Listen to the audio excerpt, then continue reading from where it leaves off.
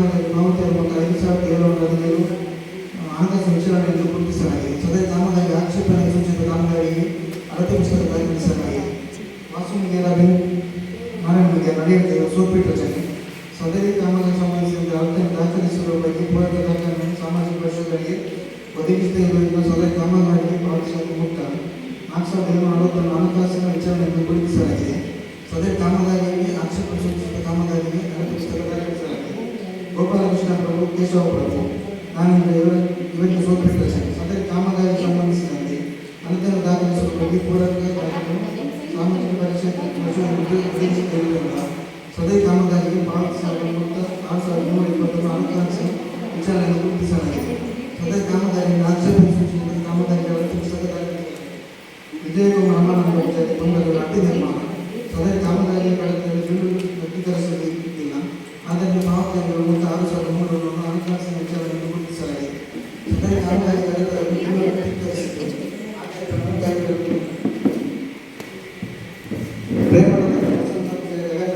ಮನೆ ನಿರ್ಮಾಣ.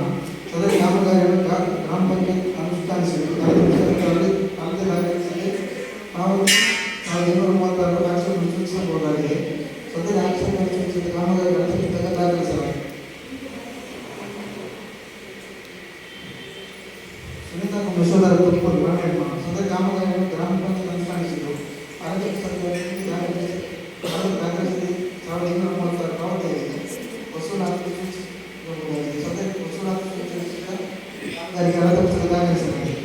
ಅರಣ್ಯ ಕಾಮಗಾರಿ ಮನೆ ನಿರ್ಮಾಣ. ಶೋಭಾ ಮುಖಾಂತರ ಅಳತೆ ಪುಸ್ತಕ ದಾಖಲಿಸಲಾಗಿದೆ.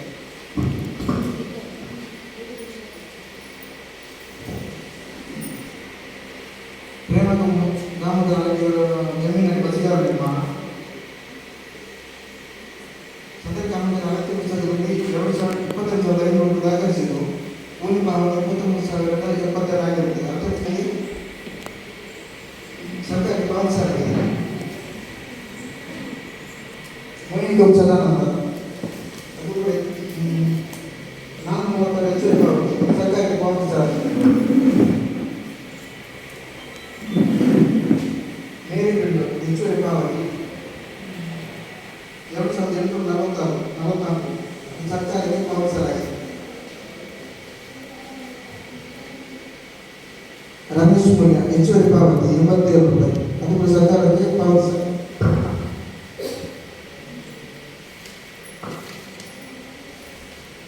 ದಿನಕರಿಸಲಿ ಜನಾರ್ದನ್ ರಚನೆ.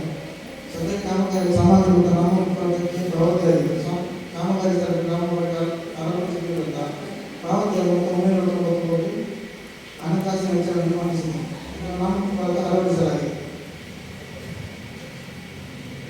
ಮೋದಿ ಸಿಕ್ವೇರ್ ಅಡ್ಡಿ ರಚನೆ ಅದು ಕೂಡ ನೇಮೂರು ಅಳವಡಿಸಲಾಗಿದೆ.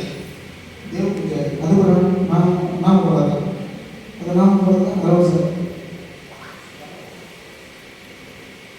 ದಿನಕರ ಶೆಟ್ಟಿ ರಚನೆ. ಕಾಮಗಾರಿ ಅಳತೆ ಪುಸ್ತಕ ದಾಖಲಿಸಿರುವ ಕುರಿತು ಪೂರಕ ದಾಖಲೆ ಒದಗಿಸಿರುವುದಿಲ್ಲ. ಇದಕ್ಕೆ ಹಾಗೂ ಸಾಮಾಜಿಕ ಮತ್ತು ಪಾವತಿ ಸಂಬಂಧಿಸಿದ ಬಿಲ್ಲು ಕಡತ ವ್ಯಕ್ತೀಕರಿಸುವುದಿಲ್ಲ. ಆದ್ದರಿಂದ ಪಾವತಿಯ ಮೊತ್ತ 5,717 ಹಣಕಾಸಿನ ವಿಚಾರಣೆಯನ್ನು ಮಂಡಿಸಿದೆ. ಸದರಿ ಕಾಮಗಾರಿ ಅಳತೆ ಪುಸ್ತಕವನ್ನು ದಾಖಲಿಸಲಾಗಿದೆ. ವಿಜಯಕುಮಾರ ಅಮ್ಮನವರ ಅಡ್ಡಿ ನಿರ್ಮಾಣ. ಅಳತೆ ಪುಸ್ತಕ ದಾಖಲಿಸುವ ಬಗ್ಗೆ ಪೂರಕ ದಾಖಲೆ ಒದಗಿಸಿರುವುದಿಲ್ಲ. ಹಾಗೂ ಕಾಮಗಾರಿ ಸಂಬಂಧಿಸಿದಂತೆ ಬಿಲ್ಲು ಕಡತದಲ್ಲಿ ವ್ಯಕ್ತೀಕರಿಸುವುದಿಲ್ಲ. 6,300 ಹಣಕಾಸಿನ ವಿಚಾರಣೆಯನ್ನು ಮಂಡಿಸಿದೆ. ಸದರಿ ಕಾಮಗಾರಿ ಅಳತೆ ಪುಸ್ತಕವನ್ನು ದಾಖಲಿಸಲಾಗಿದೆ. ಕಡತದಲ್ಲಿ ಬಿಲ್ಲು ವ್ಯಕ್ತೀಕರಿಸಲಾಗಿದೆ.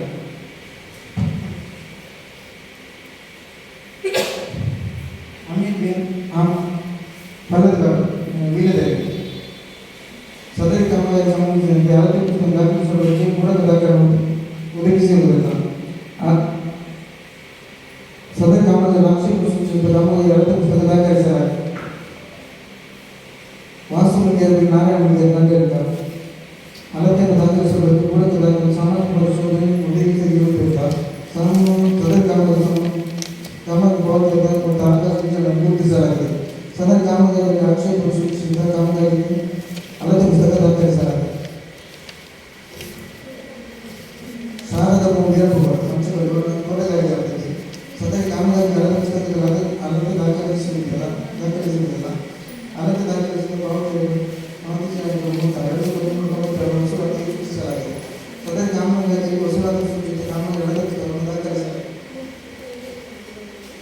ಗೋವಿಂದ ಚಿಕ್ಕ ಪೂಜಾರಿ ಕೇಂದ್ರ ಜಮೀನು ಅಡಿಕೆ ನಾಳೆ ಮಾಡಿದೆ. ಸದರಿ ಕಾಮಗಾರಿ ಕಡತದಲ್ಲಿ ಮಾರ್ಗದರ್ಶನ ಕಂಡಿದೆ. ಇದರ ಪ್ರಕಾರ ದಾಖಲೆಗಳನ್ನು ಕಡತದಲ್ಲಿ ರದ್ದುಗೊಳಿಸುತ್ತದೆ. ಆದ್ದರಿಂದ ಪಾವತಿಯ ಮೊತ್ತ 18,800 ಆಕ್ಷೇಪಣೆಯನ್ನು ಸೂಚಿಸಲಾಗಿದೆ. ಸದರಿ ಕಾಮಗಾರಿ ಕಡತದಲ್ಲಿ ಸಲ್ಲಿಸಿದ ದೃಢೀಕರಣ ಮೊತ್ತ ರದ್ದುಗೊಳಿಸಲಾಗಿದೆ. ಕೋಟೆಯಪ್ಪ ಪೂಜಾರಿ ಚೆನ್ನಪ್ಪ ಪೂಜಾರಿ 4 ಜಮೀನು ಕೊಲೆಯಾಗಿದೆ.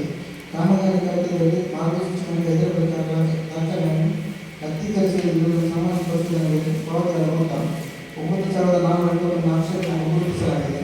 ಸದರಿ ಕಾಮಗಾರಿ ಕಡತದಲ್ಲಿ ಪಾವತಿ ಮೊತ್ತವನ್ನು ರದ್ದುಗೊಳಿಸಲಾಗಿದೆ.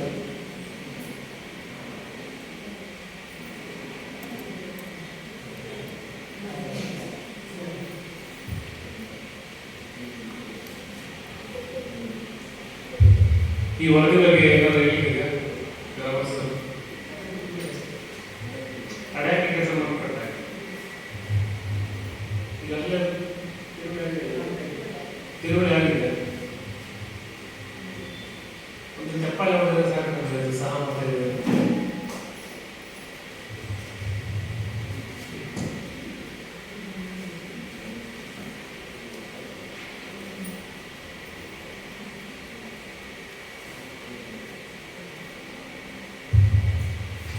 ಇಂದಿನ ಸಾಮಾಜಿಕ ಪರಿಷತ್ತರ ಗ್ರಾಮಸಭೆಯಲ್ಲಿ ಕಂಡುಬಂದ ಅಂಶಗಳಿಗೆ ಕೈಗೊಂಡ ಕಾಲಾನುಕ್ರಮಗಳ ಯೋಜನೆ ಕುರಿತು ಪ್ರಾಥಮಿಕ ಮತ್ತು ವ್ಯವಸ್ಥಾಪಕ. ಇವತ್ತಿನ ಸಾಮಾಜಿಕ ಪರಿಷತ್ತಿನ ಗ್ರಾಮ ಸಭೆಗೆ ನಾವು ಇವತ್ತು ಸೇರಿದ್ದೇವೆ. ಈ ಒಂದು ಸಭೆಯಲ್ಲಿ ಉಪಸ್ಥಿತರಿರುವಂತಹ ಸಂಘಟನೆ ಗ್ರಾಮ ಪಂಚಾಯತಿನ ಗೌರವಿತ ಅಧ್ಯಕ್ಷರೇ, ಉಪಾಧ್ಯಕ್ಷರೇ ಹಾಗೂ ಹಾಜರಿರುವ ಸರ್ವ ಸದಸ್ಯರುಗಳೇ, ಅದೇ ರೀತಿ ಈ ಒಂದು ಸಭೆಯ ಮಾರ್ಗದರ್ಶಿ ಅಧಿಕಾರಿ ಜೊತೆಗೆ ಈ ಒಂದು ಸಭೆಯ ಸಭಾಧ್ಯಕ್ಷತೆ ವಹಿಸಿಕೊಂಡಿರುವಂತಹ ಗ್ರಾಮ ಪಂಚಾಯತಿನ ಪೀಡರು, ಅದೇ ರೀತಿ ನಮ್ಮ ಈ ಒಂದು ನರೇಗಾ ಯೋಜನೆಯ ತಾಂತ್ರಿಕ ಸಹಾಯಕರೇ, ಆಗಮಿಸಿರ್ತಕ್ಕಂತಹ ಎಲ್ಲ ಕೂಲಿ ಕಾರ್ಮಿಕರೇ ಹಾಗೂ ಸಿಬ್ಬಂದಿ ವರ್ಗದವರು. ಬಹುಶಃ ವರದಿಗಳು ಏನೀಗ ಮಂಡನೆ ಆಯಿತು, ಅದರ ಬಗ್ಗೆ ಜನರಿಗೆ ಜಾಸ್ತಿ ಮಾಹಿತಿ ಇರಲಿಕ್ಕಿಲ್ಲ. ಯಾಕಂತ ಹೇಳಿದ್ರೆ ಅದೊಂದು ಯಾಕೆ ವರದಿ ಮಂಡನೆ ಮಾಡಿದ್ರೆ ಅನ್ನೋದ್ರ ಬಗ್ಗೆ ಸ್ವಲ್ಪ ಮಾಹಿತಿ.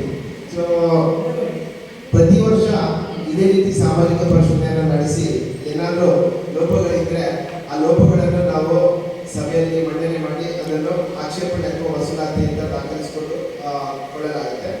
ತದನಂತರ ಆ ಒಂದು ಏನು ವರದಿಗೆ ಸಂಬಂಧಪಟ್ಟ ಹಾಗೆ ಅದನ್ನು ಸೂಕ್ತ ದಾಖಲೆಗಳನ್ನು ಸರಿಪಡಿಸಿಕೊಂಡು ತಾಲೂಕಿನ ಹಂತದಲ್ಲಿ ಅಡಕ್ ಸಮಿತಿ ಅಂತ ರಚನೆ ಆಗಿದೆ. ಅಲ್ಲಿ ಆಗಿರ್ತಕ್ಕಂತಹ ಲೋಪದೋಷಗಳನ್ನು ಸರಿಪಡಿಸಿಕೊಂಡು ಹೋಗ್ಲಿಕ್ಕೆ ಅವಕಾಶ ಇರುವಂಥದ್ದು. ಅಲ್ಲಿ ಏನು ಈಗ ಫಾರ್ ಎಕ್ಸಾಂಪಲ್ ಉದಾಹರಣೆಗೆ ಅವ್ರು ಏನು ವಸೂಲಾತಿ ಅಂತ ನೀವು ಓದಿ ಹೇಳಿದ್ರು, ನಿಮ್ಮ ಯೋಜನೆಯಲ್ಲಿ ಕೆಲವೊಂದು ಬಾರಿ ಹೆಚ್ಚುವರಿ ಮೊತ್ತ ಪಾವತಿ ಆಗಿರುತ್ತೆ. ಅದನ್ನು ಮತ್ತೆ ಸರ್ಕಾರಕ್ಕೆ ವಾಪಸ್ ಭರಿಸಲಿಕ್ಕೆ ಅವಕಾಶ ಇದೆ. ಸಂಬಂಧಪಟ್ಟ ಸರ್ಕಾರದ ಖಾತೆಗೆ ಅದನ್ನು ಜಮೆ ಮಾಡಿ ಅದೊಂದು ಜಮೆ ಮಾಡಿರೋ ಬಗ್ಗೆ ದಾಖಲೆಯನ್ನು ಹಾಜರುಪಡಿಸಿದಾಗ ಆ ಒಂದು ಏನು ದಾಖಲೆಯನ್ನು ಪರಿಶೀಲಿಸಿ ಅಡಕ್ ಸಮಿತಿ ತಾಲೂಕು ಹಂತದಲ್ಲಿ ಆ ಒಂದು ಪ್ರಕರಣವನ್ನು ಕೈಬಿಡಲಾಗಿದೆ ಅಲ್ಲಿ ದಾಖಲಿಸಿಕೊಳ್ತಾರೆ. ಮತ್ತೆ ಅದು ಮತ್ತೆ ಮುಂದಿನ ವರ್ಷದ ಗ್ರಾಮ ಸಭೆಯಲ್ಲಿ ಆ ವರದಿಗಳು ಮಂಡನೆ ಆಗಬೇಕು. ಮಂಡನೆ ಆಗಿ ಮತ್ತೆ ಸಭೆಯನ್ನು ಅನುಮೋದನೆ ಪಡೆದುಕೊಂಡು ಬಡಾವಣೆಯಲ್ಲಿ ದಾಖಲೆ ಆಗಬೇಕು. ಹೀಗೆ ಇರುವಂತಹ ಒಂದು ನಿಯಮ. ಅದನ್ನು ಮಂಡನೆ ಮಾಡಿದ್ರು. ಬಹುಶಃ ಇವತ್ತಿನ ಈ ಸಭೆಯ ಬಗ್ಗೆ ನಾವು ಹೇಳಬೇಕು ಅಂತ ಹೇಳಿದ್ರೆ ಹೆಚ್ಚೇನು ಹೇಳಲಿಕ್ಕಿಲ್ಲ. ಯಾಕಂತ ಹೇಳಿದ್ರೆ ಈಗಾಗಲೇ ಗೊತ್ತಿದೆ ನಾವು ಎಷ್ಟು ಕೂಲಿ ಕಾರ್ಮಿಕರು ಎಷ್ಟು ಜನ ಇದ್ದಾರೆ ಅಂತ. ಆದರೆ ಹೇಳಬೇಕಾಗಿರುವಂಥದ್ದು ಅನಿವಾರ್ಯತೆ ಇದೆ. ಆ ಒಂದು ನಿಟ್ಟಿನಲ್ಲಿ ನಾವು ಏನು ಬಹಳಷ್ಟು ಅಧಿಕೃತವಾದಂತಹ ಮಾಹಿತಿಗಳನ್ನು ಮಾತ್ರ ನಿಮ್ಮ ಜೊತೆ ಈ ಒಂದು ಸಂದರ್ಭದಲ್ಲಿ ಹಂಚಿಕೊಳ್ಳಲಿಕ್ಕೆ ಇಷ್ಟಪಡ್ತೇನೆ.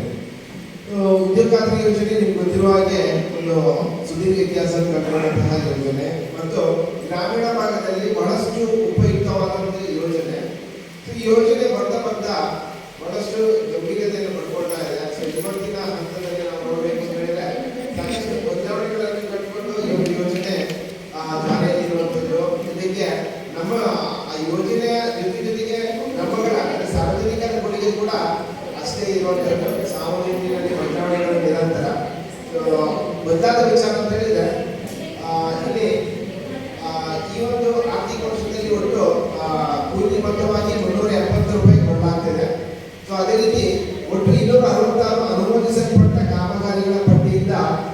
ಒಂದು ಗ್ರಾಮ ಪಂಚಾಯತ್ ವ್ಯಾಪ್ತಿಯಲ್ಲಿ ಗ್ರಾಮೀಣ ಭಾಗದ ಜನರಿಗೆ ಅವರಿಗೇನು ಉಪಯುಕ್ತ ಕಾಮಗಾರಿಗಳನ್ನು ಮಾಡ್ಕೊಳ್ಬೋದು, ಸೊ ಅದಕ್ಕೆ ಅವಕಾಶ ಕಲ್ಪಿಸಿಕೊಳ್ಳಲಾಗಿದೆ.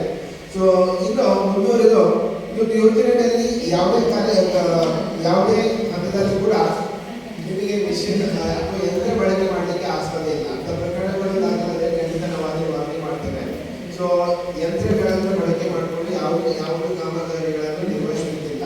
ಬರೀ ಏನು ಎಲ್ಲರೂ ಕೂಲಿ ಕೆಲಸ ಮಾಡಿಕೊಂಡು ಅದರೊಟ್ಟಿಗೆ ಅವರು ಕೂಲಿ ಪಡ್ಕೊಳ್ಳೋದ್ರ ಜೊತೆಗೆ ಆಸ್ತಿಗಳ ಸೃಷ್ಟಿ ಆಗಬೇಕೆನ್ನುವುದು ಕೂಡ ಒಂದು ಯೋಜನೆ ಮುಖ್ಯ ಉದ್ದೇಶ. ಒಂದು ನಿಟ್ಟಿನಲ್ಲಿ ಈ ಯೋಜನೆ ಚಾಲನೆಯಲ್ಲಿರುವಂಥದ್ದು. ಹಾಗಾಗಿ ಇಲ್ಲಿ ಬಹಳಷ್ಟು ಪ್ರಾಮುಖ್ಯತೆ ಅಂತ ಹೇಳಿದ್ರೆ ಕೂಲಿ ಕೆಲಸ ಮಾಡಿಕೊಂಡು ಅದು ಸಾರ್ವಜನಿಕ ಕಾಮಗಾರಿ ಆಗಿರ್ಬೋದು ಅಥವಾ ವೈಯಕ್ತಿಕ ಕಾಮಗಾರಿ ಆಗಿರ್ಬೋದು ನಿಮಗೆ ಅವಕಾಶ ಇದೆ. ಸೊ ಏನೆಲ್ಲ ಕಾಮಗಾರಿಗಳನ್ನು ಮಾಡ್ಕೋಬೋದು ಅದ್ರ ಬಗ್ಗೆ ನಮ್ಮ ಇಂಜಿನಿಯರ್ ನಿಮಗೆ ತಾಂತ್ರಿಕವಾಗಿ ಅಥವಾ ಏನೆಲ್ಲ ಮಾಹಿತಿಗಳನ್ನು ಕೊಡೋಕ್ಕೆ ಸಾಧ್ಯತೆ ಹೇಳ್ತಾರೆ. ಸೊ ಇನ್ನು ಈ ಯೋಜನೆಯಲ್ಲಿ ಬದಲಾದ ವಿಚಾರಗಳು ಏನು ಅಂತ ಹೇಳಿದ್ರೆ ಒಂದು ಏನು 2022 ಆದೇಶ ಬರುತ್ತೆ ಅಂದ್ರೆ ಅದು ಯಾವ ಕಾರಣಕ್ಕಾಗಿ ಬಂದಿದೆ ಅಂತ ಹೇಳಿದ್ರೆ ಇದರಲ್ಲೊಂದು ಆದೇಶ ಏನು ಹೇಳುತ್ತೆ ಅಂತ ಹೇಳಿದ್ರೆ ಉದ್ಯೋಗಾರ್ಥಿ ಯೋಜನೆ ಅಡಿಯಲ್ಲಿ ವೈಯಕ್ತಿಕವಾಗಿ ಯೋಜನೆಯನ್ನು ನೋಡ್ಕೊಳ್ಳೋದಕ್ಕೆ ಬರುವಂಥವ್ರು ಅವರು ಆ ಒಂದು ಕಾಮಗಾರಿಯನ್ನು ಮುಂದಿನ 5 ವರ್ಷಗಳವರೆಗೆ ಅವರು ಸೂಕ್ತವಾಗಿ ನಿರ್ವಹಣೆ ಮಾಡಲೇಬೇಕು. ಸೊ ಆ ಒಂದು ನಿಟ್ಟಿನಲ್ಲಿ ಮುಚ್ಚಳಿಕೆ ಪತ್ರವನ್ನು ಬಂದು ನಿಮ್ಮ ಬೇಡಿಕೆ ಅರ್ಜಿ ಜೊತೆಗೆ ದಾಖಲಿಸಿಕೊಂಡು ಕೊಡಬೇಕು ಎನ್ನುವುದು ಅಲ್ಲೊಂದು ಆದೇಶ ಇರುವಂಥದ್ದು. ಸೊ ಆ ಒಂದು ನಿಟ್ಟಿನಲ್ಲಿ ಯಾಕಂತ ಹೇಳಿದ್ರೆ ಹಲವಾರು ಕಾಮಗಾರಿಗಳನ್ನು ಜನರು ತಗೊಳ್ತಾರೆ, ತದನಂತರ ಅದನ್ನು ಸೂಕ್ತವಾಗಿ ನಿರ್ವಹಿಸಲ್ಲ. ಅಂದ್ರೆ ಉದಾಹರಣೆಗೆ ಹೇಳಬೇಕು ಅಂತ ಹೇಳಿದ್ರೆ ಅತಿ ಹೆಚ್ಚಿನ ಸಂಖ್ಯೆಯಲ್ಲಿ ಹಟ್ಟಿಗಳು ದುರುಪಯೋಗ ಆಗ್ತದೆ. ಹಟ್ಟಿಗಳು ಬೇಕು ಅಂತ ಜನರು ಅರ್ಜಿ ಕೊಟ್ಟು ಅದರಿಂದ ಸಿಗ್ತಕ್ಕಂಥ ಒಂದು ಅನುದಾನವನ್ನು ಬಳಸಿಕೊಂಡು ಹಟ್ಟಿ ನಿರ್ಮಾಣ ಮಾಡ್ತಾರೆ. ಮತ್ತೆ ಮುಂದಿನ ದಿನಗಳಲ್ಲಿ ಅದನ್ನ ಹಟ್ಟಿಯನ್ನಾಗಿ ಉಪಯೋಗಿಸಲ್ಲ, ಬೇರೆ ಯಾವುದಕ್ಕೂ ಉಪಯೋಗ ಮಾಡ್ತಾರೆ. ಸೊ ಅಂತ ಪ್ರಕರಣಗಳು ತುಂಬಾ ಈ ಸಾಮಾಜಿಕ ಪರಿಶೀಲನಾ ಹಂತದಲ್ಲಿ ವರದಿಯಾಗಿರೋದ್ರಿಂದ ಸೊ ಅದಕ್ಕೆ ಏನು ಸರ್ಕಾರದ ಆದೇಶ ಹೊರಡಿಸಿದೆ. ಸೊ ಯಾವುದೇ ರೀತಿ ವೈಯಕ್ತಿಕವಾಗಿ ಪ್ರಯೋಜನವನ್ನು ಪಡ್ಕೊಳ್ಳಿಕ್ಕೆ ಮುಂದೆ ಬರುವಾಗ ಅವರು ಆ ವೈಯಕ್ತಿಕ ಕಾಮಗಾರಿಗಳನ್ನು ಮುಂದಿನ 5 ವರ್ಷಗಳವರೆಗೆ ಅವರು ಸೂಕ್ತವಾಗಿ ನಿರ್ವಹಣೆ ಮಾಡಲೇಬೇಕು. ಸೊ ಮಾಡಿಲ್ಲ ಅಂತ ಹೇಳಿದ್ರೆ ಅದಕ್ಕೆ ನೇರವಾಗಿ ನಾನೇ ಜವಾಬ್ದಾರಿ ಅಂತ ಹೇಳುವಂಥ ಒಂದು ಮುಚ್ಚಳಿಕೆ ಪತ್ರವನ್ನು ಅಧಿಸೂಚನೆಗೆ ಕೊಡಬೇಕಾಗುತ್ತೆ. ಸೊ ಅದನ್ನು ಹೊರತುಪಡಿಸಿ ಅದೊಂದು ಆದೇಶ, ಮತ್ತೆ ಅದನ್ನು ಹೊರತುಪಡಿಸಿದ್ರೆ ಮತ್ತೊಂದು ಆದೇಶ ಬರುತ್ತೆ. ಈ ಹಿಂದೆ ಈ ಒಂದು ಯೋಜನೆಯಲ್ಲಿ ಒಂದು ಕುಟುಂಬಕ್ಕೆ ತನ್ನ ಜೀವಿತಾವಧಿಯಲ್ಲಿ ಬರೀ ಒಂದು 2.5 ಲಕ್ಷಗಳವರೆಗೆ ಅನುದಾನ ವೈಯಕ್ತಿಕವಾಗಿ ಅನುದಾನವನ್ನು ಪಡ್ಕೊಳ್ಳಿಕ್ಕೆ ಅವಕಾಶ ಇದೆ. ಸೊ ಇವಾಗ ಅದನ್ನು ಜಾಸ್ತಿ ಮಾಡಿದ್ದಾರೆ. ಸೊ 2.5 ಲಕ್ಷಗಳ ಜೊತೆಗೆ ಮತ್ತೆ ಅದಕ್ಕೆ 2.5 ಲಕ್ಷಗಳ ಎಡಿಷನ್ ಅಂದ್ರೆ ಒಟ್ಟು 5 ಲಕ್ಷಗಳವರೆಗೆ ವೈಯಕ್ತಿಕವಾಗಿ ಅವರಿಗೆ ಪ್ರಯೋಜನವನ್ನು ಪಡ್ಕೊಳ್ಳಿಕ್ಕೆ ಅವಕಾಶ ಇದೆ. ಅಂದ್ರೆ ಒಂದು ಕುಟುಂಬ ತನ್ನ ಜೀವಿತಾವಧಿಯಲ್ಲಿ 5 ಲಕ್ಷಗಳವರೆಗೆ ಗರಿಷ್ಠ ಮೊತ್ತವನ್ನು ಈ ಒಂದು ಯೋಜನೆ ಅಡಿಯಲ್ಲಿ ವೈಯಕ್ತಿಕವಾಗಿ ಪಡ್ಕೊಳ್ಳಿಕ್ಕೆ ಅವಕಾಶ ಇದೆ. ಸೊ ಅದಕ್ಕೆ ಯಾರೆಲ್ಲ ಇದಕ್ಕೆ ಎಲಿಜಿಬಿಲಿಟಿಯನ್ನು ಹೊಂದಿದ್ದಾರೆ ಅಂದ್ರೆ ಈ ಒಂದು ಯೋಜನೆಯ ಪ್ರಯೋಜನವನ್ನು ವೈಯಕ್ತಿಕವಾಗಿ ಯಾರೆಲ್ಲ ಪಡ್ಕೊಳ್ಳಿಕ್ಕೆ ಆಯ್ಕೆಯಾಗಿದ್ದಾರೆ ಅಂತ ಹೇಳಿದ್ರೆ ಸೊ ಅದರಲ್ಲಿ ಖಂಡಿಕೆ 5ರಲ್ಲಿ ಯಾರೆಲ್ಲ ಫಲಾನುಭವಿಗಳು ಇದರ ಪ್ರಯೋಜನವನ್ನು ಪಡ್ಕೋಬಹುದು ಅಂತ ಅದರಲ್ಲಿ ಸೂಚನೆ ಮಾಡಿದ್ದಾರೆ. ಅದರಲ್ಲಿ ಯಾರು ಅಂತ ಹೇಳಿದ್ರೆ ಮೊದಲೇದು ಪರಿಶಿಷ್ಟ ಜಾತಿ ಮತ್ತು ಪರಿಶಿಷ್ಟ ಪಂಗಡದವರು, ಅಲೆಮಾರಿ ಬುಡಕಟ್ಟು ಜನಾಂಗದವರು, ಒಂಟಿ ಮಹಿಳೆ ಅಥವಾ ಮಹಿಳಾ ಪ್ರಧಾನ ಕುಟುಂಬ ಹೊಂದಿರುವಂತಹ ಮಹಿಳೆಯರು, ಮತ್ತೆ ಬಡತನ ರೇಖೆಗಿಂತ ಕೆಳಗಿರುವ ಒಂದು ಕುಟುಂಬ, ಅರಣ್ಯ ಹಕ್ಕು ಕಾಯ್ದೆಯಲ್ಲಿ ಬರತಕ್ಕಂಥ ಒಂದು ಕುಟುಂಬ, ಮತ್ತು ಪ್ರಧಾನಮಂತ್ರಿ ಏನು ವಸತಿ ಯೋಜನೆ ಆ ಒಂದು ವಸತಿ ಯೋಜನೆಯ ಫಲಾನುಭವಿಗಳಿಗೆ ಉದ್ಯೋಗಾರ್ಥಿ ಯೋಜನೆಯಲ್ಲಿ 90 ಮಾನವ ದಿನಗಳನ್ನು ಪ್ರಯೋಜನವನ್ನು ಕೊಡಲಿಕ್ಕೆ ಅವಕಾಶ ಇದೆ. ಅವರು ಈ ಒಂದು ಯೋಜನೆಯ ಪ್ರಯೋಜನವನ್ನು ಪಡ್ಕೋಬಹುದು. ಇನ್ನೊಂದು ಭೂ ಸುಧಾರಣಾ ವ್ಯಾಪ್ತಿಯೊಳಗೆ ಬರ್ತಕ್ಕಂಥ ಫಲಾನುಭವಿಗಳಿಗೆ ಅವಕಾಶ ಕಲ್ಪಿಸಿಕೊಂಡಿದ್ದಾರೆ. ಮತ್ತು ಇವರೆಲ್ಲರನ್ನು ಆಯ್ಕೆ ಮಾಡಿಕೊಂಡು ಮತ್ತು ನಮಗೆ ಮುಖ್ಯವಾದ ಅವಕಾಶ ಇದೆ ಅಂತ ಹೇಳಿದ್ರೆ ಈ ಸಣ್ಣ ರೈತರು ಮತ್ತು ಅತಿ ಸಣ್ಣ ರೈತರು ಅವರನ್ನು ಆಯ್ಕೆ ಮಾಡಿಕೊಂಡು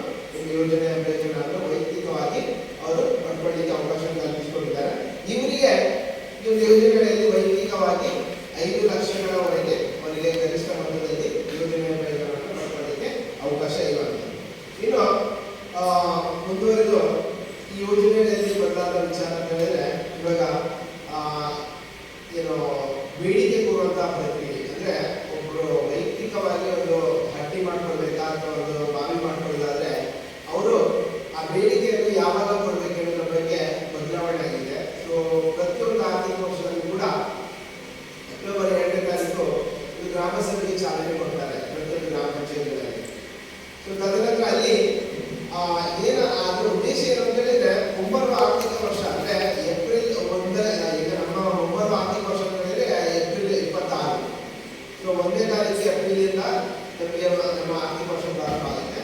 ಆ ಒಂದು ಆರ್ಥಿಕ ವರ್ಷದಲ್ಲಿ ಯಾರಾದರೂ ಈ ಯೋಜನೆ ಪ್ರಯೋಜನವನ್ನು ಪಡೆಯಲಿಕ್ಕೆ ಬಗ್ಗೆ ಬರ್ತಾರೆ ಅಂತ ಹೇಳಿದ್ರೆ ಅವರು ಈ ಅಕ್ಟೋಬರ್ 2ನೇ ತಾರೀಕಿನ ನಂತರ ಅವರು ಬೇಡಿಕೆಯನ್ನು ಮುಂಚಿತವಾಗಿ ಕೊಡಬೇಕಾಗುತ್ತೆ.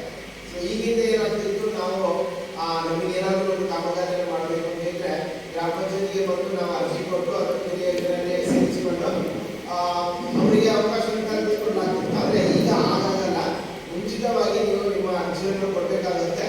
ಸೊ ಗ್ರಾಮ ಪಂಚಾಯತ್ನಲ್ಲಿ ನಿಗದಿತ ದಿನಾಂಕದವರೆಗೆ ಅವರಿಗೆ ನಿಮ್ಮ ಬೇಡಿಕೆ ಬಂದಂತಹ ಅರ್ಜಿಗಳನ್ನು ಸ್ವೀಕಾರ ಮಾಡ್ಕೊಳ್ಳಿಕ್ಕೆ ಅವಕಾಶ ಇದೆ. ಸೊ ತದನಂತರ ಆ ತಂತ್ರಾಂಶದಲ್ಲಿ ಅವರಿಗೆ ಮತ್ತೆ ಅವಕಾಶ ಸಿಗಲ್ಲ. ನಿಮ್ಗೆ ಯಾವುದೇ ಬೇಡಿಕೆ ಬಂದರೂ ಮತ್ತೆ ಅವರು ನಮೂದು ಮಾಡ್ಕೊಳ್ಳಿಕ್ಕೆ ಅವಕಾಶ ಸಿಗಲ್ಲ. ಅದನ್ನು ಸ್ಟಾಪ್ ಮಾಡ್ತಾರೆ.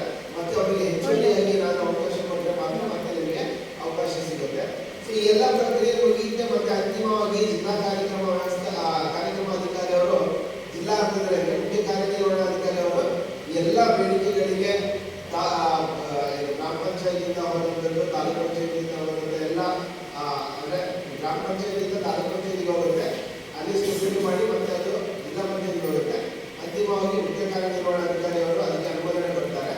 ಸೊ ಎಲ್ಲ ಪ್ರಕ್ರಿಯೆಗಳು ಅಕ್ಟೋಬರ್ ಹಿಡಿದು ಮಾರ್ಚ್ ಅಂತ್ಯದವರೆಗೆ ಆಗುತ್ತೆ. ಸೊ ಮತ್ತೆ ಏಪ್ರಿಲ್ 1ರಿಂದ ಯಾರೆಲ್ಲ ಬೇಡಿಕೆ ಅರ್ಜಿ ಕೊಟ್ಟಿರ್ತಾರೆ ಸೊ ಅವರಿಗೆ ಒಂದು ಕಾಮಗಾರಿ ಆದೇಶ ಪತ್ರ ಕೊಡ್ತಾರೆ. ನೀವು ಇಂಥ ಬೇಡಿಕೆ ಅರ್ಜಿ ಕೊಟ್ಟಿದ್ದೀರಾ, ಸೊ ನೀವು ಕಾಮಗಾರಿಯನ್ನು ಪ್ರಾರಂಭ ಮಾಡಬಹುದು ಅಂತ ಒಂದು ಆದೇಶ ಪತ್ರ ಕೊಡ್ತಾರೆ.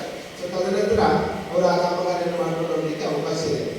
ಸೊ ಈ ಹಂತದಲ್ಲಿ ಆ ಕಾಮಗಾರಿ ಬೇಡಿಕೆ ಪತ್ರ ಪಡೆದ ನಂತರ ಕೂಡ ನೀವು ಗ್ರಾಮ ಪಂಚಾಯತಿಗೆ ತಿಳಿಸಬೇಕು. ಅಂದರೆ ನಾವು ಕಾಮಗಾರಿಯನ್ನು ಪ್ರಾರಂಭ ಮಾಡ್ತಾ ಇದ್ದೀವಿ ಅಂತ ನೀವು ತಿಳಿಸಿದ್ರೆ ಮಾತ್ರ ಗ್ರಾಮ ಪಂಚಾಯತಿಗೆ ಮತ್ತೆ ಅವರು ಬಂದು ಅಲ್ಲಿ ಒಂದು ಖಾಲಿ ಜಾಗದ ಛಾಯಾಚಿತ್ರವನ್ನು ನರೇಂದ್ರ ತಂತ್ರಾಂಶಕ್ಕೆ ಅಪ್ಲೋಡ್ ಮಾಡ್ತಾರೆ.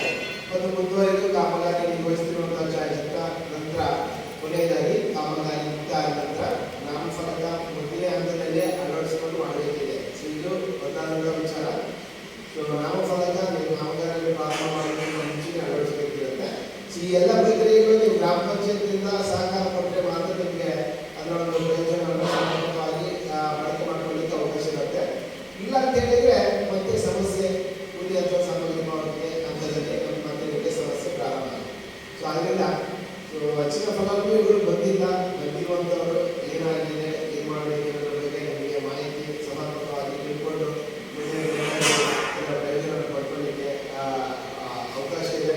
ಸೊ ಅದರೊಟ್ಟಿಗೆ ಇದು ಉದ್ಯೋಗ ಯೋಜನೆ ಬಗ್ಗೆ ಇನ್ನು ಮತ್ತೊಂದು ಕೇಂದ್ರ ಸರ್ಕಾರದ ಇನ್ನೊಂದು ಬಹಳ ಮಹತ್ವಾಕಾಂಕ್ಷಿ ಯೋಜನೆ ಹದಿನೈದು ಹಣಕಾಸು ಯೋಜನೆ. ಮತ್ತು ಅದರೊಟ್ಟಿಗೆ ಈ ಒಂದು ಆರ್ಥಿಕ ವರ್ಷದಿಂದ ನಾವು ಏನು ರಾಜ್ಯ ಸರ್ಕಾರದ ಹಣಕಾಸು ಆಯೋಗದಿಂದ ಏನು ಅನುದಾನಗಳು ಬಿಡುಗಡೆ ಆಗುತ್ತೆ, ಅದು ತಾಲೂಕು ಪಂಚಾಯತ್ ಇರ್ಬೋದು ಅಥವಾ ಜಿಲ್ಲಾ ಪಂಚಾಯತ್ ಇರ್ಬೋದು.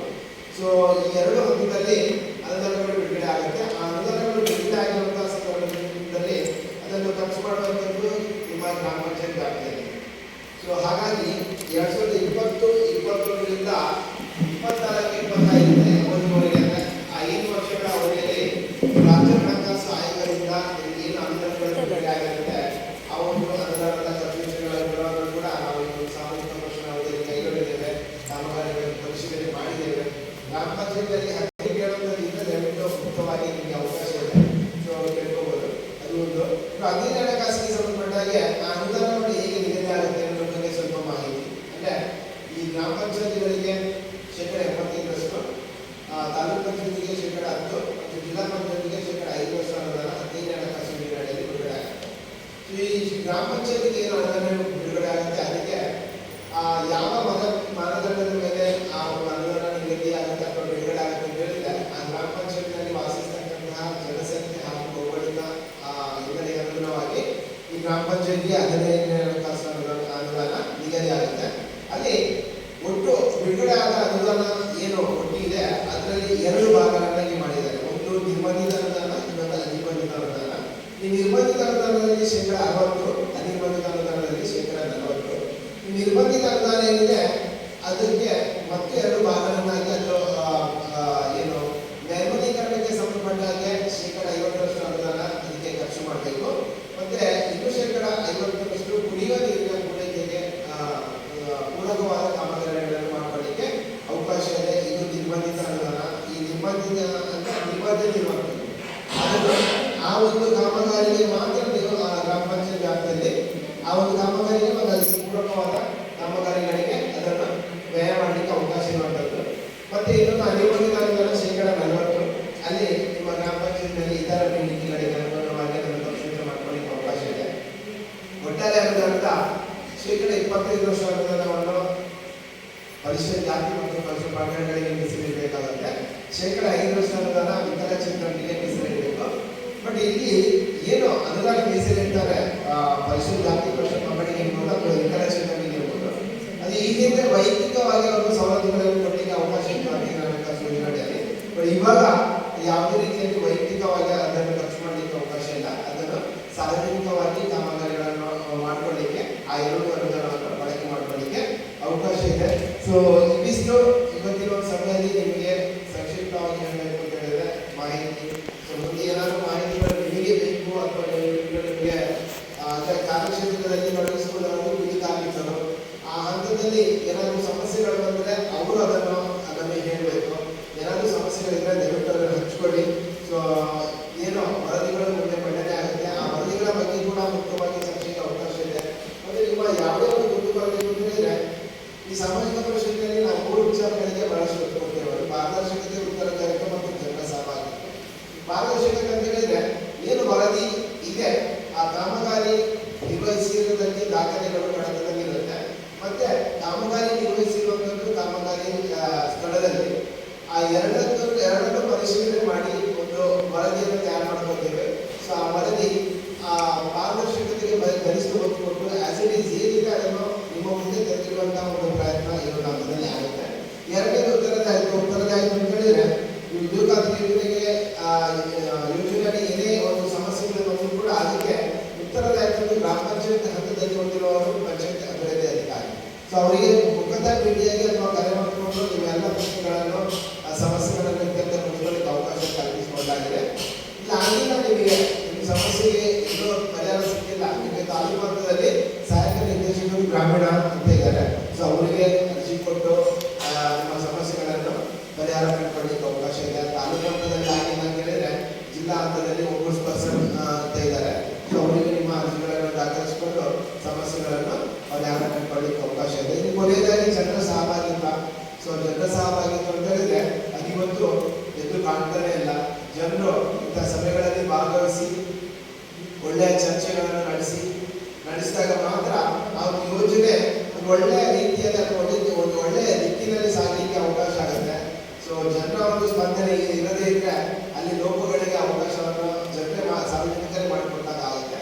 ಸೊ ಅದರಿಂದ ಅನುಷ್ಠಾನ ಪ್ರಕ್ರಿಯೆಯಲ್ಲಿ ಆಗ್ತಕ್ಕಂತಹ ಯಾವುದೇ ಲೋಪಗಳನ್ನು ನಾವು ಪ್ರಶ್ನೆ ಮಾಡಬೇಕು ಅಂತ ಹೇಳಿದ್ರೆ ಅದು ಜನರ ಒಂದು ಸಮರ್ಪಕ ಜವಾಬ್ದಾರಿ ಜನರದಾಗಿರುತ್ತೆ. ಸೊ ಜನರು ಹೆಚ್ಚಿನ ಸಂಖ್ಯೆಯಲ್ಲಿ ಇಂತಹ ಸಭೆಗಳಲ್ಲಿ ಭಾಗವಹಿಸಿ ಇದನ್ನು ಅವರವರ ಜವಾಬ್ದಾರಿಯನ್ನು ಸಮರ್ಪಕವಾಗಿ ನಿರ್ವಹಿಸಿದ್ರೆ ಮಾತ್ರ ಯೋಜನೆಗಳು ಮತ್ತು ಮುಂದಕ್ಕೆ ಒಂದು ಬೇರೆ ವಿಭಿನ್ನ ರೀತಿಯಲ್ಲಿ ಜನರಿಗೆ ಮತ್ತಷ್ಟು ಸಹಕಾರಿಯಾಗಲಿಕ್ಕೆ ಸಾಧ್ಯತೆಗಳು ಜಾಸ್ತಿ ಇದೆ. ಸೊ ಆ ಒಂದು ನಿಟ್ಟಿನಲ್ಲಿ ಇವತ್ತು ಸಭೆಯಲ್ಲಿ ಸೇರಿದ್ದೇವೆ. ಸೊ ಈ ಒಂದು ಸಭೆಯಲ್ಲಿ ಯೋಜನೆಗಳ ಬಗ್ಗೆ ಇರ್ಬೋದು ಅಥವಾ ಸಾಮಾಜಿಕ ಪರಿಶೀಲನೆ ಬಗ್ಗೆ ಇರ್ಬೋದು. ಸೊ ನಾನು ಪ್ರಾಸ್ತಾವಿಕವಾಗಿ ಮಾತನಾಡಲಿಕ್ಕೆ ಅನುವು ಮಾಡಿಕೊಟ್ಟಿದ್ದೀರಾ. ಸೊ ನಿಮ್ಮೆಲ್ಲರನ್ನು ವಂದಿಸುತ್ತಾ ನನ್ನ ಮಾತುಗಳನ್ನು ಮುಗಿಸ್ತೇನೆ.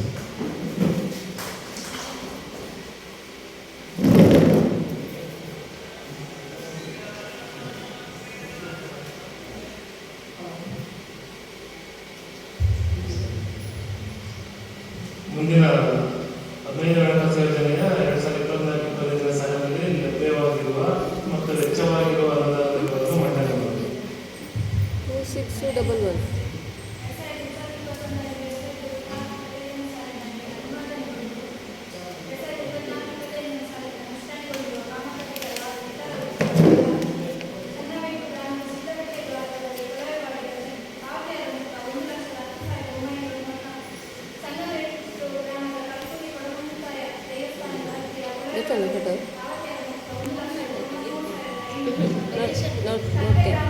ನೋಡ್ತೇನೆ.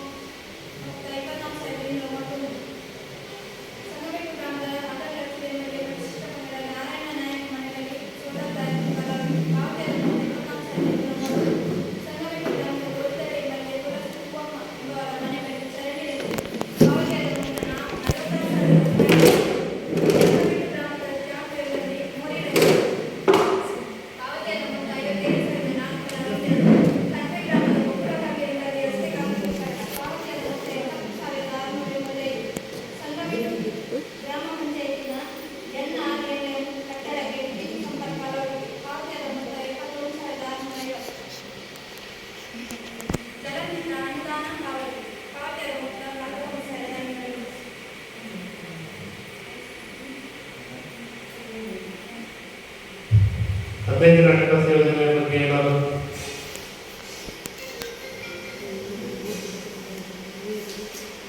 ಆಕ್ಷೇಪಣೆಗಳನ್ನು ಹೊಂದಿದೆ? ಈಗ 15 ಹಣಕಾಸು ಯೋಜನೆ ಬಗ್ಗೆ ಖರ್ಚು ಮಾಡಿದ ವೆಚ್ಚದ ವಿವರದ ಬಗ್ಗೆ ವರದಿಯನ್ನು ಮಂಡನೆ ಮಾಡಿದ್ರು. ಸೊ ಅದರಲ್ಲಿ ಗ್ರಾಮ ಪಂಚಾಯತ್ ಹಂತದಲ್ಲಿ ಒಂದು ಪ್ರಕರಣ ಇದೆ. ಬಂಟ್ವಾಳ ತಾಲೂಕು ಸಂಗಮೇಶ್ವರ ಗ್ರಾಮ ಪಂಚಾಯತ್ ಸಂಗಮೇಶ್ವರ ಗ್ರಾಮದ ಗ್ರಾಮ ಎಂಬಲ್ಲಿ ಮೋರಿ ರಚನೆ. ಈ ಕಾಮಗಾರಿಗೆ 2 ಮೋರಿ ರಚನೆ ಮಾಡಿದ್ದಾರೆ. ಸೊ ಕಡತದಲ್ಲಿ ಒಂದು ಕಾಮಗಾರಿಯ ಕಡತದ ಛಾಯಾಚಿತ್ರವನ್ನು ವ್ಯಕ್ತೀಕರಿಸಿದ್ದಾರೆ. ಇನ್ನೊಂದು ಕಾಮಗಾರಿಯ ಛಾಯಾಚಿತ್ರಕ್ಕೂ ಮತ್ತು ಕಾಮಗಾರಿ ಸ್ಥಳದ ಛಾಯಾಚಿತ್ರಕ್ಕೂ ವ್ಯತ್ಯಾಸ ಕಂಡುಬಂದಿರುತ್ತದೆ. ಸೊ ಹಾಗಾಗಿ ಪಾವತಿ ಒಟ್ಟು ಅಂದರೆ ಅದನ್ನು ಒಟ್ಟಾಗಿ ಮಾಡಿರೋದ್ರಿಂದ ಒಂದು ಕಾಮಗಾರಿಗೆ ಪಾವತಿ ಆಗಿದೆ ಆ ಮೊತ್ತವನ್ನು ನಾವು ಆಕ್ಷೇಪಣೆಗೆ ಸೂಚನೆ ಮಾಡಿದ್ದೇವೆ. 28,731 ರೂಪಾಯಿ. ಇದೊಂದು ಪ್ರಕರಣ. ಸೊ ಅದು ಆಕ್ಷೇಪಣೆಯಲ್ಲಿದೆ.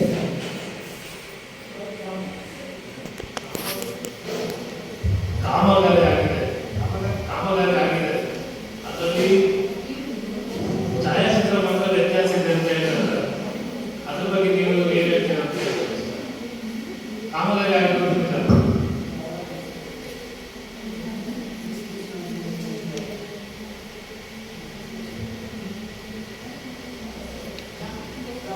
ಈಗ ಅನುಮೋದನೆ ಹೇಳ್ತೀರಾ?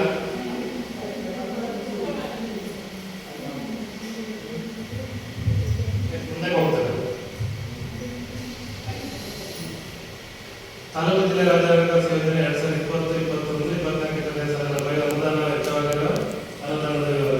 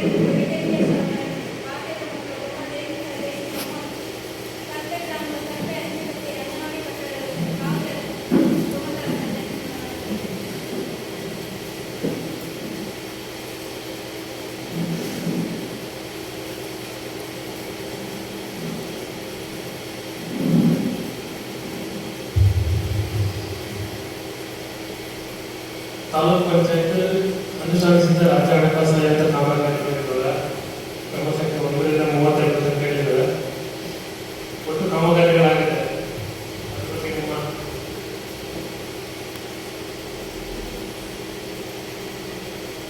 ಈ ಗ್ರಾಮ ಸಭೆ ನೇತರ ಉದ್ದೇಶನೇ ಅನುಮೋದನೆ ಪಡೆಯಲಿಕ್ಕೆ ಅನುಮೋದಿಸಬಹುದು ಅಂತ ಹೇಳಿದ್ರೆ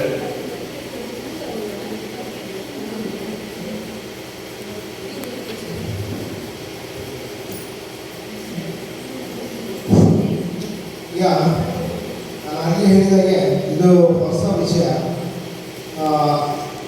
ರಾಜ್ಯ ಹಣಕಾಸು ಆಯೋಗದ ಅನುದಾನ ಮತ್ತು ಅದು ತಾಲೂಕು ಪಂಚಾಯತ್ ಮತ್ತು ಜಿಲ್ಲಾ ಪಂಚಾಯತಿಂದ ಅನುಷ್ಠಾನ ಆದಂಥ ಕಾಮಗಾರಿ. ಈ ಅನುದಾನ ಯಾವ ಥರ ಅಂತ ಹೇಳಿದರೆ, ಈ ಅನುದಾನವನ್ನು ಬಳಕೆ ಮಾಡಲೇಬೇಕು. ಅದನ್ನು ಈ 15 ಹಣಕಾಸು ಯೋಜನೆಯಾಗೆ ಅದನ್ನು ಮುಂದೆ ಕೊಂಡೋಗ್ಲಿಕ್ಕಾಗಲ್ಲ. ಸೊ ಆಯಾಯ ಆರ್ಥಿಕ ವರ್ಷದ ಅಂತ್ಯದಲ್ಲಿ ಆ ಅನುದಾನವನ್ನು ಖರ್ಚು ಮಾಡಲೇಬೇಕು. ಖರ್ಚು ಆಗಿಲ್ಲ ಅಂತ ಹೇಳಿದ್ರೆ ಅದು ಮತ್ತೆ ವಾಪಸ್ ಸರ್ಕಾರಕ್ಕೆ ಹೋಗುತ್ತೆ. ಸೊ ಆ ಒಂದು ನಿಟ್ಟಿನಲ್ಲಿ ಕ್ರಿಯೆ ಯೋಜನೆ ತಯಾರು ಮಾಡಿಕೊಂಡು ಮಾಡಿರುವಂತಹ ಕಾಮಗಾರಿಗಳು. ಈಗ ಮೊದಲನೇದಾಗಿ ನಿಮಗೆ 32 ಕಾಮಗಾರಿಗಳ ಪಟ್ಟಿಯನ್ನು ತಾಲೂಕು ಹಂತದಿಂದ ಏನು ಅನುಷ್ಠಾನ ಮಾಡಿದ್ರು ಅದನ್ನು ವರದಿಯನ್ನು ಮಂಡಿಸಿದ್ರು. ಆ ಎಲ್ಲ ಕಾಮಗಾರಿಗಳನ್ನು ನಾವು 100% ಪರಿಶೀಲನೆ ಮಾಡಿದ್ದೇವೆ. ಆ ಕಾಮಗಾರಿಗಳು ಆಗಿದೆ, ನಿರ್ವಹಿಸಿದ್ದಾರೆ. ಕಾಮಗಾರಿಗಳ ಬಗ್ಗೆ ಯಾವುದೇ ಒಂದು ವರದಿ ಬಂದಿಲ್ಲ, ದೂರುಗಳಿಲ್ಲ, ಲೋಪದೋಷಗಳಿಲ್ಲ. ಸೊ ಆದರೆ ಅದಕ್ಕೆ ಸಂಬಂಧಪಟ್ಟಾಗೆ ಕಡತಗಳ ನಿರ್ವಹಣೆಯಲ್ಲಿ ಕೆಲವೊಂದು ಲೋಪಗಳಿವೆ. ಆ ಒಂದು ಕಾರಣಕ್ಕೆ 11 ಕಾಮಗಾರಿಗಳನ್ನು ನಾವು ಇವತ್ತು ಆಕ್ಷೇಪಣೆಗೆ ವರದಿ ಮಾಡ್ತಾ ಇದ್ದೇವೆ. ಸೊ ಅಂದರೆ ಕಡತದಲ್ಲಿ ಕ್ರಿಯಾ ಯೋಜನೆ ಪ್ರತಿ ಮತ್ತು ಅಳತೆ ವಿಸ್ತರಣೆ ಪ್ರತಿಯನ್ನು ಲಗತ್ತಿಸಬೇಕು ನಿಯಮಾನುಸಾರ. ಆ ಒಂದು ಪ್ರಕ್ರಿಯೆಯನ್ನು ಈ 11 ಕಾಮಗಾರಿಗಳಲ್ಲಿ ನಡೆಸುತ್ತಿರೋದ್ರಿಂದ ಅದನ್ನು ಇವಾಗ ಸಭೆಯಲ್ಲಿ ಮಂಡನೆ ಮಾಡ್ತಾ ಇದ್ದೇನೆ. ಬಂಟ್ವಾಳ ತಾಲೂಕು ಸಂಘಟನಾ ಗಾಡಿ ಪಟ್ಟಿ